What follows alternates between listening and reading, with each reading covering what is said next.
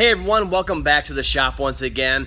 Real quick here, I have a 2012 F-150 in the shop that I'm doing a bunch of maintenance on. It's got about 98,000 miles on it, and it's a really good example of why you don't want to follow the Ford recommended higher intervals for maintaining your differentials, your transmission, your transfer case, all that stuff, because you're going to have a lot of hard part failures down the road. That's going to be on you, not Ford. Okay, you're gonna get out of the warranty period, and meanwhile they can advertise that their vehicles are low maintenance or maintenance free, and it's another advertising ploy. Meanwhile, your vehicle and you are gonna frickin' pay for it. Let's check this vehicle out, and I'm gonna show you what I mean. All right, let's take a look under the vehicle. You can see all my lights hanging here. I love my lights under the vehicle, so I can see what I'm doing and stuff like this. See what kind of color the fluid is that's coming out.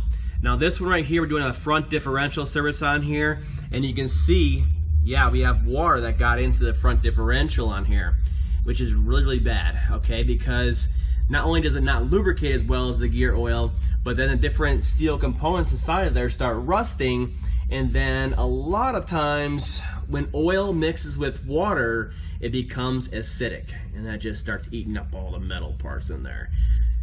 Not a good situation. Hopefully they caught this one in time, because hard part failures are very, very expensive. Moving on down here to the transmission. Doing a pan service on here. There's no issues with this transmission as of right now. But look how dark this fluid is on here. It's ultra black. Now this is Mercon LV, which gets darker faster, but it does break down a lot faster too, especially in the bigger, heavier vehicles like this. Maybe towing, stuff like that, it's gonna break down. Not only that, but look at all these solenoids that are on here. These transmissions nowadays are all largely solenoid based, so there's no servos and bands anymore, and these freaking solenoids are very sensitive to any kind of contamination of the fluid in here. There's been a lot of TSBs and a lot of known concerns with contamination causing these to not function properly, okay? Not only that, but these also, the 6R60 and 6R80, have a lot of solenoid, or not solenoid, but valve wear issues inside the valve body here. Lots of them. So you don't want to give them any more reason to wear out any faster than they were originally designed to wear out, with the way they're, the hardness of their metals and all that stuff. You don't want to give them abrasives to do it any faster, okay? Look at all this right here. This is the trans range sensor. It's got a magnet in there.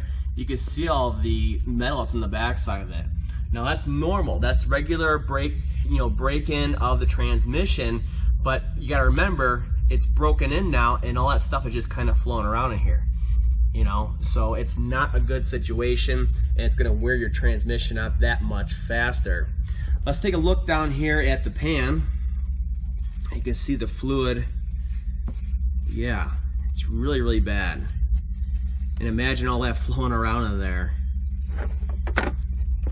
Let's take a look at the filter. Yeah. I mean, it's a high capacity filter, but believe me, these suckers get plugged up big time. You don't want all this flowing around in your transmission.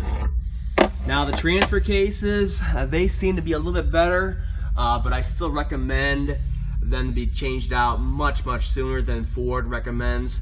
I recommend every 30,000 on these, because of the fact that it only takes about 2 quarts, so you might as well change them out that much sooner, and keep these from exploding. Remember, there's no external cooling on these. You want to keep that fluid maintained so they can keep pumping through there and keep everything lubricated in the additive package, renewed in there.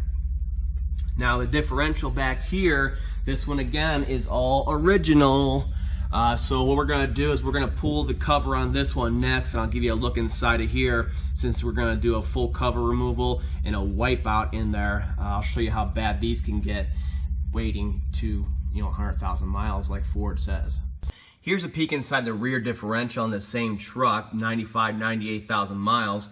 Doesn't look so bad, right? But the fluid that came out here was nice and dark, because remember, it's only air cooled, and it does break down after a while. This on the rear cover gives you a better idea of what's actually floating around in there.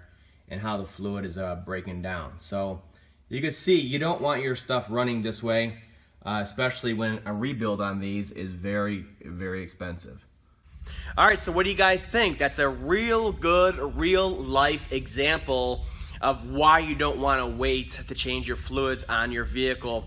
Don't wait for the scheduled interval that Ford says to use, because you're going to end up paying for those hard parts later down the road. It's not going to be any change out of Ford's pocket.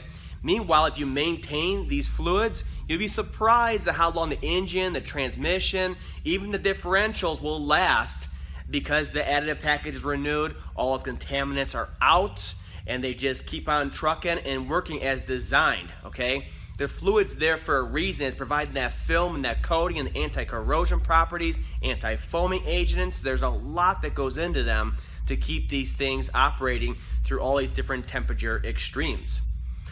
Hope you guys got something out of this. I'll see you guys next time.